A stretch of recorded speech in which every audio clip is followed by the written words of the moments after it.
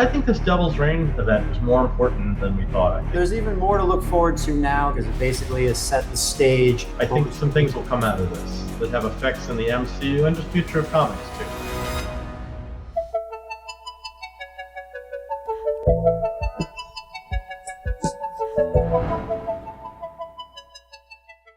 What's up, everyone? This is Calvin and Jason from Missiles on Motorcycles. This is our first ever review, The Devil's Reign by Chip Zdarsky. Jason's got those comic books over there.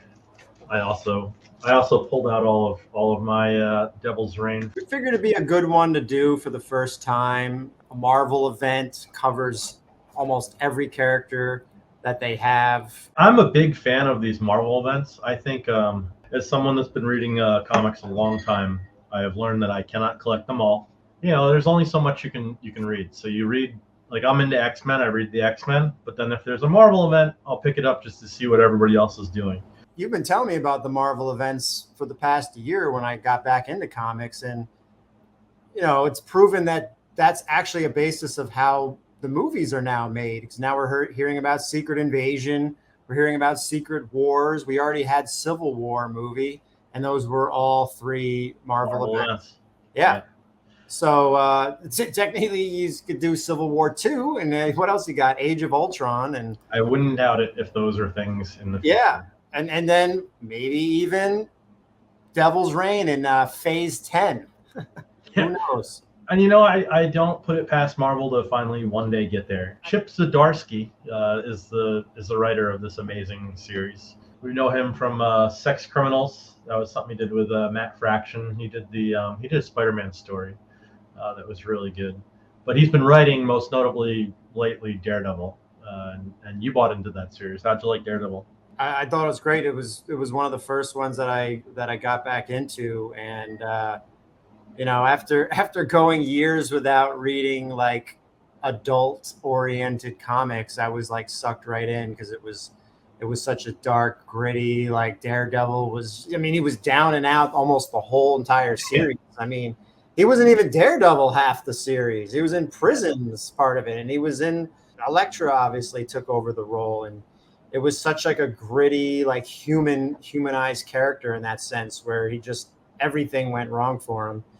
And it kind of leads into the Devil's Reign, where at the very end, we find out Wilson Fisk gets married to Typhoid Mary. He goes upstate to his retreat, finds the secret files. He thought he knew who Daredevil was, and let's say you're hanging out there with your main squeeze. Everything's good. We're having a good time, you know. But then all of a sudden, you get into your secret file on Daredevil, and like there's nothing in there because that's the thing. He's got a secret file on everybody. My question is, everything's perfect. Why does that bother you so much? Why is that the thing that sucks you back? The hatred of Daredevil hate him that much? Is greater than the woman he's with. I feel like the TV series, it's almost the opposite. Like I feel like he almost tries to put his relationships higher, but he does have like Yeah, he probably has one of the worst tempers in the comics, like of any villain. Like he really can't let anything go. He can't let anything go. He just can't. He thought he could. He gets out, and then we know that he has such a bad temper that he goes and he looks at this file and he just flips the table and he's like, you know what, fuck this. I'm back in. It wasn't even one book. It wasn't even a month. And by the way, he's also the mayor. Like, who cares? So basically, that sets up Devil's Reign. He creates this anti-superhero rule where it is no longer allowed. So for me, Civil War jumped out immediately because it felt like almost the same kind of process where superheroes are not allowed, or obviously Civil War, they had to be like registered and monitored, and you were in your groups. This was just straight up like it's illegal to be a superhero. It's illegal to help people. And he uses his thunderbolts basically as the police, which is a laugh because we all know the Thunderbolts are basically the Suicide Squad of Marvel. The first issue, I think you had Moon Knight and Reed Richards and Sue. All these people were all arrested. And the most interesting thing that I think we now need to bring up is that Wilson Fisk is using mind control essentially That's from right. Zebediah Killgrave. So he took over the Baxter building. So that Doc Ock, he uses this to open up I guess there's a jail portal. He takes out the Purple Man. Yeah. And this is when he starts to use the harness of his power to like basically coax the public into his own will, into running for mayor and eventually president. If you had the power of the Purple Man, if you pulled the Purple Man out of like the negative zone or whatever prison thing they had him in, and you could have done anything, would you immediately think, I want to be mayor? I'm going to make everybody make me mayor. What would you do? Not that, right? Definitely not that one if I had the power of persuasion, because it's like you still have all the responsibilities and headaches. You could go down a Biff Tannen route with this power. Yeah. I like this. You could make the Yankees race, and you're like, this horse is going to win. Can you get into horses' minds? That's a good question. Does it work? That is a good question. That's a good way. That's way better than mayor, I think. Oh yeah, and at least that has a little more creativity. So let's now talk about who is this Zebediah Killgrave for anyone outside of the deep comic roots. So, by the way, he has purple children. So the question is, does he have a purple wife? Purple Man was an early Daredevil villain. That is much I know. I don't know everything about Marvel because it's impossible to know everything. It was Daredevil #4. I've tried to pick up this issue a bunch. Wow. I've got this on my eBay watch list. This is one of those books where if I ever see a decent condition Daredevil #4, I will own this book one day, because I do believe the Purple Man is a very important character. He was in Jessica Jones' story. I guess like back in the day, he wanted to actually like rule the world. So he thought like if I make a lot of purple children, this is true by the way, that he could take over like every nation by like installing his own leaders that can kind of, because I guess he can't control the whole world because he's not that powerful. But let's say he had a lot of kids, like maybe he could, you know.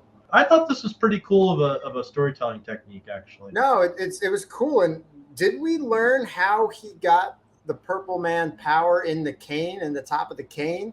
Thanks to the engineering genius of Dr. Octopus, Kingpin now wields Killgrave's abilities of persuasion, keeping one of the Purple Man's fingers encased that's right. in his diamond-tipped cane, which is connected to Killgrave's new prison beneath City Hall.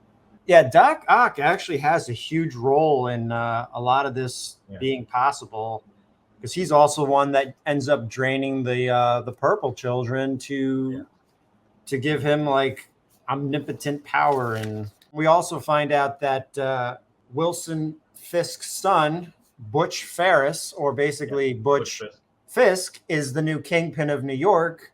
And this whole thing is kind of set up that he can now run the whole kingpin operation, organized crime much easily, because his dad will be mayor. That was the whole thing with the Norn stones, and you had your twin brother of Matt Murdock, Mike Murdock, and then him eventually wishing with the Norn stones like that his life would be like that it really happened, that he was real. And then I guess somehow along with that came the story of Wilson Fisk's son Butch, like he became real somehow as well. So that was all very interesting, and it seems like Butch is going to play a big role in comics. So also major plot point is the fact that the Avengers voted down Tony Stark to pretty ASAP, and instead decided Luke Cage is going to run for mayor. So that is huge news with issue 2, and moving forward past Devil's Reign, Luke Cage is going to be the mayor. What did you feel on the whole Doc Ock Superior 4? Because that also sets up when he gets the Reed Richards lab and he opens the interdimensional gate and opens up the multiverse and all this stuff. And next thing you know, you have a Doc Octopus Hulk, a Wolverine, and a Ghost Rider. That's kind of what the whole spinoff is about. Is they're basically the Superior 4 are traveling to every dimension, trying to find the Doc Octopus equal, and like draining that person of their power to use for himself. Have you ever seen Jet Li's The One? It was like a martial arts sci-fi movie where basically Jet Li is just some dude that like knows some martial arts, and eventually like a bad Jet Li, like a dark Jet Li, like goes through all the different timelines and multiverses, killing off all the Jet Lis. And the more Jet Lis he kills, the more powerful he becomes, because the less of you in every dimension means like you're greater power if there's only one of you, you know. Well, there you have it. It kind of reminded me of that kind of thing. I think you just nailed it, because that's pretty much what it felt like. Although made me wonder is what are the other three getting out of it? only the Doc Ock from 616 was gaining anything. They were just kind of like, we're going to hang out with them. I think that whole series actually was the setup. There was actually, I forgot about the two characters that were created in that, or at least introduced, it was almost like a Doctor Doom superior octopus character that was like Dr. Doomok. That was because he was like about to kill him and all this, and he was superior. It gets weirder. Like Otto bonds with the man thing, and he almost like he has man thing like hooked to his back, and that's his new claws because they rip him out. And then that's actually pretty cool. It's pretty funny. But then in the very last issue, they said, "Oh yeah, I'm going to destroy this. We don't need this anymore." And he sends it back to one of the other planets, and it grows into like a Spider-Man. And in the last shot of the series, you see this like Spider-Man weird man thing swinging. So I'm like, well, there's a thing. There's a first appearance for whatever the hell that thing is. There's a thing. Marvel's pretty good about trying to get you into everybody, but I do also appreciate that if you just read the main line, the story's there, and they will kind of reference things, and you won't feel like, oh man, I really missed out on Superior 4, because they kind of recap it in a little bit of it. Well, pretty much after issue 2 is where all those, because basically the first two set up everything, and then they kind of have all the side series. There's a side series with Spider-Woman. Like, it gets crazy. Actually, I'll bring up the point now where the reason I was trying to do a chronological. You go on Marvel's website, it gives suggested reading order for Devil's Reign event. It's terrible. Like, I went to multiple websites and they all had different books to read to like make sense. And I was like, well, I trust Marvel. You would think that would make the most sense. This is like hasn't even happened yet till this issue, and it was bad. All over the place. Yeah, I mean, you could easily read 1 through 6 and be fine. Which actually, my favorite series of the spinoffs was the Villains for Hire. It was basically the closest to the actual story, because it was basically how the Thunderbolts are now the law and order for New York, and it was basically just about those guys going around, and like the last issue is trying to get the Purple Children. So it actually parts of this felt important. So that Villains for Hire felt important. Yeah, parts of 3 they repeat in like issue 6 or 5 or whatever it is. So issue 3, any big events in issue number 3 happen? Fisk officially is like, once he figures out how strong the Purple Children's powers are, he wants to amplify Zebediah's power. It makes sense. That's when he sends out basically the Villains for Hire. It makes total sense, because he's wishing, he's using the Purple Man to amplify everybody to vote for him. Yeah, but that's not enough. He needs the children. He wants the children. Everyone will really vote for him. He wants a landslide. Landslide election. So then moving into book number 4. What's going on in book number 4 that's like a big deal here? Book 4 definitely jumps farther ahead in time, because that's when you start finding out that the drones are going around the city. It's basically like Big Brother's watching you, and it's actually cracking down the crime in all of the city, because I think you end up finding out that it's affecting Butch Fisk crime, because he's basically like we're not getting any business done. These drones are cutting down on the superheroes, are cutting down on the actual crime. Yeah, the end of issue 4 was the prison break with Reed, Sue, Tony Stark, and Moon Knight. Which is I did read some of the Moon Knight, and my favorite thing about the Moon Knight series that was in this was, all right, Moon Knight's real powerful. We just kind of learned this. Like, how the hell did he get stuck in prison? Like, what the hell? And you find out he actually really just wanted to be there. Moon Knight actually allows himself to get captured. He's like, I allowed myself to beat the crap out of somebody in prison. The end of issue 4, he grabs the stone. He uses the cane. Yeah. He looks at it and he says, I love he's the hugging. reference of "be born again" in the It's a bottom. great too. look at that shot. He's with Mary, and I think he says, "Oh, I wish you could remember our first night together." And she's like, "I remember our first night together," and that gives him the idea. That's smart. That's really smart. The whole thing is dumb because it's like, dude, you had the guy's finger in a cane. You didn't think of just like remember. Yeah. it is really crazy that like really you just needed to remember that you could have done that the whole time. Maybe a little bit of a plot hole where you just say, why didn't you just say who's Daredevil in the beginning? Maybe he's not. You know what? He didn't think of it. When he did, it sets up a huge part of the story because now he knows Matt Murdock is Daredevil. And that means he goes nuts. He gets us into issue number 5. That is basically the tie-in where Villains for Hire 3 and issue 5 overlap. The Thunderbolts finally get the purple kids. Oh, we've got that awkward conversation with Mike Murdock and Butch where he says, "I'm not real." Right, and that's basically where he says, "I want to use the Norn stone."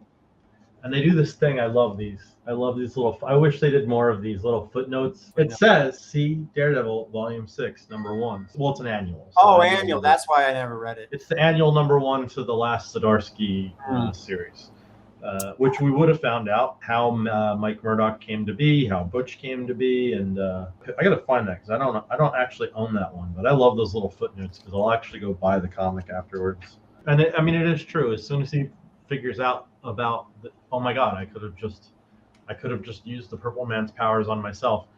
Right here, he's like, I no longer care about the election. Yeah, he's like, I figured it out. He just becomes obsessed with the fact of killing Matt Murdock. But at the very end of 5, we realize he's going to kill Mike Murdock because they're basically twins and they look alike. And he's staying in his house. Look at this. The looming kingpin. By the way, is he like 8 foot tall in the comics? I never figured this out. He's pretty big. He's supposed to be really big. He's a big dude. And it makes sense why they got Vincent D'Onofrio playing him. Oh, Nick. Oh, my God. Look at it. Look at that. He just grabs him. He's not Daredevil. He can't take that kind of abuse. Yeah. He basically palms him like Michael Jordan would palm a basketball. And if you read the other Daredevils, he basically crushes people's heads all the time. I should have done this years ago. Yeah, he puts his head through the window. Oh, he just bludgeons them. Which sets up the final issue where Daredevil's pissed. So moving in to Devil's Reign. Book 6 of 6. The big one. This is where Daredevil finds out his brother's dead. Elektra thinks that Matt is actually dead, and that's what ties in Daredevil, Woman Without Fear, to this issue, because at the very end, she hears the news, so she's freaking out, and that's what sets up the huge fight scene, basically, because Daredevil, this kind of character is always like, no, we don't kill, I'm Catholic, he's very religious, so now he really is torn with, I'm just going to go after this guy. I think there's a car crash or something in it, and they're all fighting in the broken glass. And my favorite panel from this, I remember when I was reading it, is when Iron Man takes down Doc Ock here, and he says, "Perfect mind like yours, and you never considered inventing armor." Like kicks his ass. He's like, "You're smart. You don't have fucking armor? Like really?" I think that the purple kid has some traction. What was the one kid's name? I think the one that basically is the hero at the end's name is Joe, and he better be, because he's the one that ends up stopping his father. No one else seems to be able to do it. Yeah, it's crazy. And here you see he's looking for his brothers and sisters. Your pathetic brothers and sisters, they're dead. They're all dead, and you can die too. Well, what's messed up is that the Purple Man actually tries to get Luke Cage to kill his kid. Yeah, it's right here. He's gonna crush he's gonna crush his head, and he's like fighting. The purple child, Joe, ends up defeating his father by yelling, "Stop!"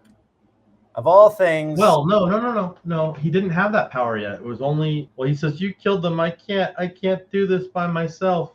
And then Luke Cage mutters out, "You're not alone." And after hearing that, "You're not alone," then the kid knows, I'm not alone. I can do this, but I can do this. I'm not afraid anymore. They use the adult telling you can do it, Oh, and then boy. you can do it as That- the plot device. That made it better. So anyway, he yells stop, and it stops. And so, of course, looks like you're running unopposed, Mr. Mayor. So that means that Luke Cage is going now to be the mayor. They arrest Wilson Fisk. The Thunderbolts are taking him away in a van. And then, surprise, Butch Fisk is actually in the Thunderbolts gear. Yeah. And he takes them away. Oh, that's right. They finally get them all together. He takes them to the Stromwinds. I believe that's how you say their name. His political backers. And they basically say, if you do anything we say, you will run for president and win. Fisk just basically says, I obey no one, and just like attacks everybody and goes nuts. He basically did that because he wanted, and Butch is like, what the heck's wrong with you, man? Are you stupid? You could have been president. And he basically was like, that was a lesson for you. Yep. Like, you need to learn, like, you don't bow to people, dude. That a Fisk bows to no man. And Fisk tells Butch to say that he killed him. So he basically like trying to fake his own death almost. Oh, that's right. That's right. Which doesn't last long, because at the very end, you see him in a boat sailing off with Mary. And this answers the question. If you're in a cabin and you've got everything that you want, why would you do this? Because you want a boat instead. You want a boat instead. It's much better. Now he's on a boat. Now they're on some hose. The thing I liked most about this, though, was that we were reading Zdarsky's Daredevil, and then you jump right into an event that he's also writing. So it just makes sense, rather than just some of these events, you'll be in the middle of like a story and the event happens, and then what happened to the story, you know? Yeah. I really enjoyed this Marvel event because Zdarsky did a really good job jumping from Daredevil to Devil's Reign. Well, it also set up the volume 7 of Daredevil, because at the very end, it's basically Daredevil and Elektra saying, we're going to start the fist and take down the hand. We've got the Punisher and we've got Daredevil now, and it's almost like reading two things now, where we're going to get to read Zdarsky's Daredevil and you know, Punisher's the hand, basically. I think we're going to see some interesting, you know, maybe that'll be the next Marvel event. You know, I don't really know where they're taking this, but it's pretty good right now. It's a really good time to be a comic fan of Daredevil and Punisher, the Marvel Knights series. I guess one thing we should also point out, that the very end of Devil's Reign Omega, which is basically just a follow-up issue of the aftermath and whatnot, Jessica brings home Joe, the purple child, who basically defeated his father, and it looks like they're almost going to be a foster type home for this kid, also while he's mayor. But it'll be really interesting to see like where that story takes place. From what I read, it's going to be the Thunderbolts series. Since he is the mayor, he is in control of the Thunderbolts. Of policing the Thunderbolts, which is why Clint Barton is going to be the guy that heads him. We'll see once that series starts going. What's going to happen. I'm really excited to read that. Do you have any final thoughts on the Marvel event Devil's Reign? There's even more to look forward to now than when this first came out, because it basically has set the stage for so many of the series. We just said Thunderbolts. The Daredevil series is back. I think Elektra, if she starts that's going to be interesting. Punisher. The Punisher series. What's up with the Luke Cage? Like, you know what I mean? Like the purple. Like what are all these things? What's going to happen? Yeah. Yeah, and plus I said all the random characters. I feel like this is just setting up for so much more. I agree. I think it was a very important series. I'm glad that I read it and was invested into it, because it really does seem like it's kind of setting up the Marvel Knights and where they're going. Please click like or unlike, whatever you want to do. Leave us a comment, whether you didn't like us or liked us. Just let us know, and watch our Get to the Shop series. We visit comic book shops, our local comic book shops, to review them. We go to different conventions and kind of like you get to experience that stuff with us. So check out our content if you're into like comic books and games and stuff, and you know, come hang out with us more.